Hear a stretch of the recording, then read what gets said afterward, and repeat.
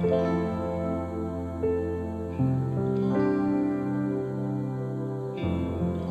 যেহেতু ইলিশের প্রতি ইন্টারেস্টেড বাংলাদেশে, আর ইলিশ বলতেই চাঁদপুরের ইলিশটা মানুষ সবচেয়ে বেশি বুঝে।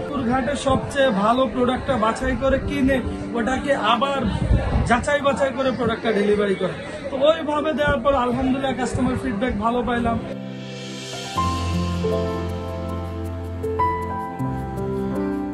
আমরা সারা দেশে ক্যাশ অন ডেলিভারিতে মাছ দেই।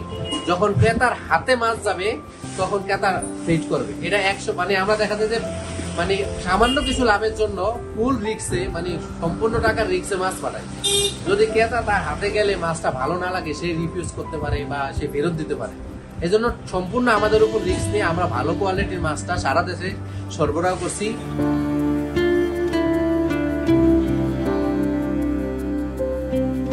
বাজারের অবস্থা হলো আজকে বাজারের মাছের আমদানি কম, এই জন্য বাজার একটু বেশি।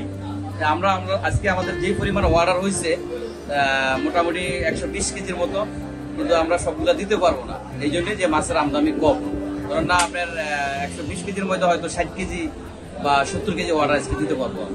ঠিক আছে, আজকে রেট হচ্ছে ওই লেগে আপনার 1 কেজি প্লাস, এগুলো হইলে গিয়ে 72,000 থেকে 74,000 টাকা মন আমাদের লোকাল মাছ।